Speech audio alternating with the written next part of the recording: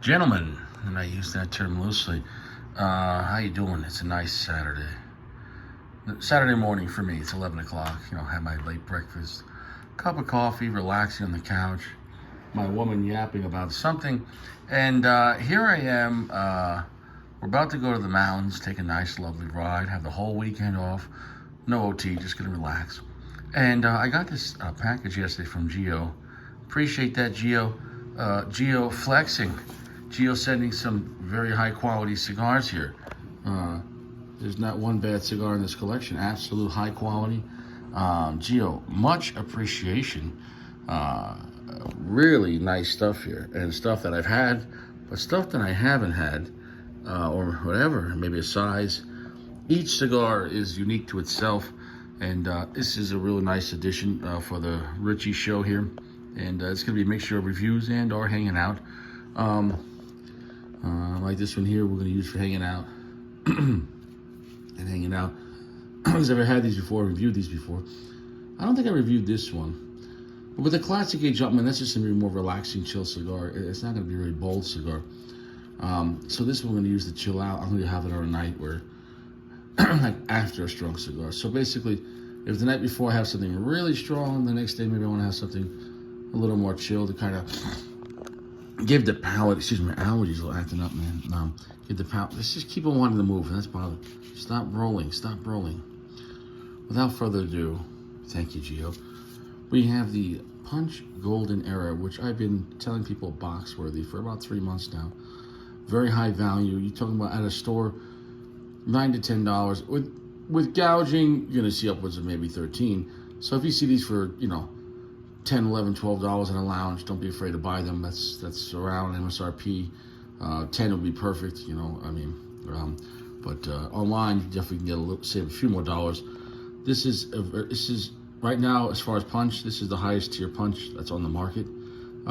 This is made by the Aroas that make Aladino. This cigar is gonna blow your mind. How good this cigar is, how delicious it is. Absolutely amazing. Zero bad things to say about that cigar. That's a box weight cigar, and just watch the reviews. I've had it many times. Probably had it, I don't know, 5 or 6 times now. And yeah, make sure you dry box. I let this thing sit out all night last night. So now these things are definitely, in my opinion, ready to be smoked. They've been out for 18 hours. We have the H. Upman Classic Reserve. This is definitely not like a high priming cigar. It's definitely not going to kick your ass at all. More of a chill cigar. And this is probably a Toro, maybe 6x54, kind of fat. So if you want a stronger version of this, smoke it in smaller gauge. But what's going to be interesting is, coming back to a classic H. Upman, this is not an AJ version, I believe. I'm really going to have this, I'll try to have it like maybe without eating, like, maybe like before I eat a meal. And if you have a cigar that you enjoy that's maybe only medium strength, it's not really strong. If you want to make it stronger, have it before you have your dinner or something like that. Or, between breakfast and lunch, and because, people say, oh, a strong cigar makes you eat first. Well, the opposite is true for the opposite. You can't stress that enough. So if a cigar is not that strong, and you know it, but you like the cigar, have it before you eat, and then it'll be a little stronger. I can't stress that enough. Dry box your stomach. Just don't do that for legal reasons. That sounds bizarre. But very high quality in H. Upman. Obviously, H. Upman is a huge brand. Both these are huge brands for General and Altatus. And which one's better or worse? I don't like to say that. They're both quality brands. And within each brand, Punch and H. Upman, there's so many variable blends and variable price points. So it is what it is. We got this odd cigar here. This interesting band. I have no idea what that is. Okay.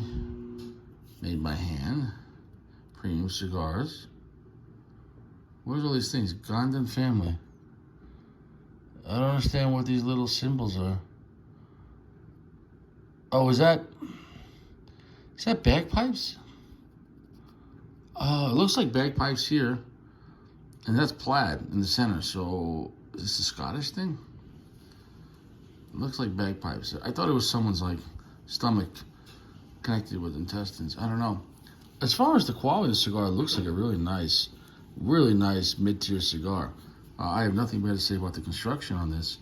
So the band, although it's unique as design, the band feels like a cheaper design. But the thing is, like, if this is like obviously a company maybe that's boutique, people don't realize how expensive it is to get bands, like really good bands, like something like that.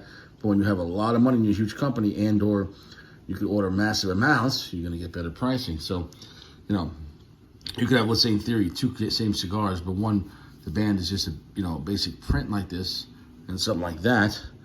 Like, look at this. So this is a cool, funny design, but like, it's just one dimensional. Where like you look at those, it's like it's a work of art. So bands are expensive, but they will be cheaper when you could buy in larger quantities because you can spread the load. This is the Glandon. Yeah, it's definitely Scottish. Okay. I don't know why I didn't see that. It's got the plaid. It's got this. So what's cool about this is, okay, haha, the foot is a kilt. I got to give him to that. That's some funny shit. The foot is the kilt. So will this taste like Braveheart? I don't know what that means. Is this going to taste like Freedom?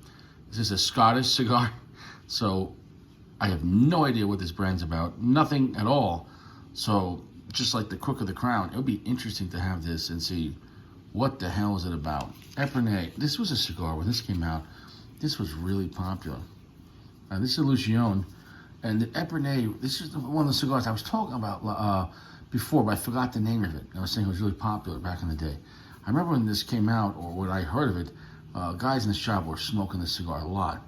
The Epernay was really popular. I can't say it's still really popular now at lounges, but I'm going way back to the old lounge. Very good quality looking cigar. This one's box press, and it's a large box press. For me, it looks like a 5x54, maybe 5.5. It's definitely not a 52.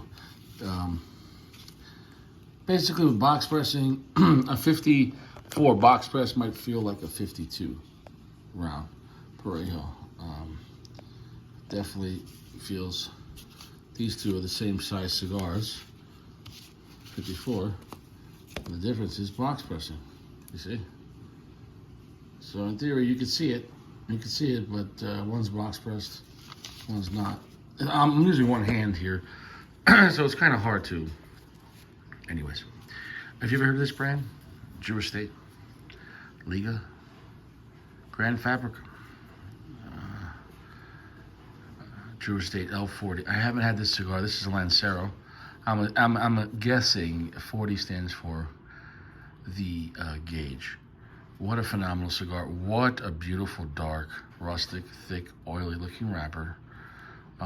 That's cream of the crop right there. You get to the level of Liga Privada, you know, some people would say it doesn't get much better than that, and I won't really argue with that. You know, when you get to like Padron 26, Maduro, Liga number 9s, cigars like that, Davidoff in Nicaragua, I can go on. Obviously, Opus, these no words. The point is, though, these level of cigars, as you say in the 80s, is retarded. Like, there's nothing you can say about it. Like, they're so special. But, anyways, that, you know, to ask for anything more is just almost selfish. Obviously, you don't want to be paying $50 for cigars, but, you know, when it comes to these cigars, you get to around that $20 mark, MSRP, no gouge, they're just phenomenal cigars with some of the best tobaccos, great blending, great construction, and tons of age. So that's fantastic. Here we have something funny. This is a mixture of Grand Theft Auto and Scarface. I don't know how they didn't get sued for this. I don't know how that's not copyright infringement. I think it's hysterical, though. That's American.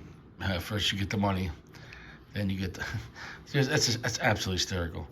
If I was them, make all the money you can with this, and then when you get sued, hopefully you have enough money to fight the case. The middlemen, too. That's complete, you know. I'm not getting much off the foot, but as far as the quality of the construction, looks like, I'd say, a mid-tier cigar, and more of a mid-tier. So we'll see how this flavor goes and everything else. I mean, the outside doesn't mean how it's going to taste, but definitely looks like a good, well-made cigar. I think he said this was a house cigar, or I'm maybe getting confused. Or somebody, I don't know who makes this. The Middleman cigar. Or, we'll see about that. Is that another 54 or 52? I can't tell. Maybe it's 52 or give or take. And last but not least is the EP Carrillo La Astoria. Some people, their favorite Astoria. Fantastic cigar, beautiful. We've already reviewed this, I believe. Maybe I didn't. We'll come back to it though. Maybe one of their best bands. Here's what it is. This, the Pledge. Fantastic cigars. Well, I gotta get to the mountains. I can hear my woman behind me give me the evil eyes, and she's already changed her clothes 3 times because that's what women do when they just sit around. Like, oh, maybe I should change my clothes again. Unlike guys like here in the lounge, we just wear the same shirt every day. But as long as you stay fresh, wash your balls twice, eat prunes, drink water, and quality tobacco and soaps. It is what it is. Gio.